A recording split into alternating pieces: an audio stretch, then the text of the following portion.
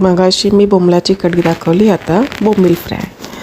बोंबील fry करण्यासाठी बोंबील स्वच्छ धुवून घ्या. नंतर बेसिक मसाले, आमचूर पावडर मी वापरलेली आहे. मीठ टाकून व्यवस्थित बोंबीलाला कोट करा.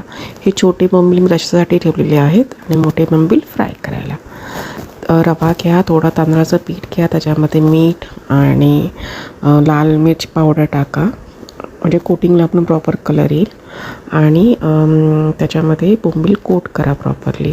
रवा थोडा जास्त घ्यायचा आणि तांदळाचं पीठ थोडं कमी घ्यायचं.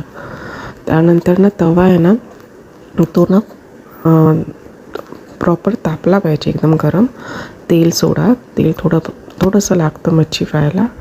आणि बोंबलाची अशी ट्रिक आहे की ना, गरम गरम तेलामध्ये बोंबील सोडायचे आणि हलकं 1 मिनटं ना ते फास्ट गॅसवरतीच फ्राय करायला ठेवायचे.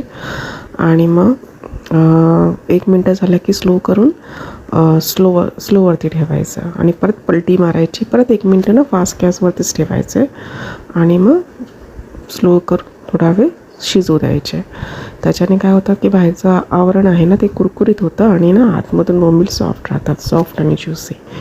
ही माझी पद्धत आहे बोंबील फ्राय करायची. मी बाकी काही त्यातलं पाणी काढत बसत नाही किंवा ते प्रेस वगैरे करून कोरडे करत नाही. अशी पद्धतीने मी बोंबील फ्राय करते.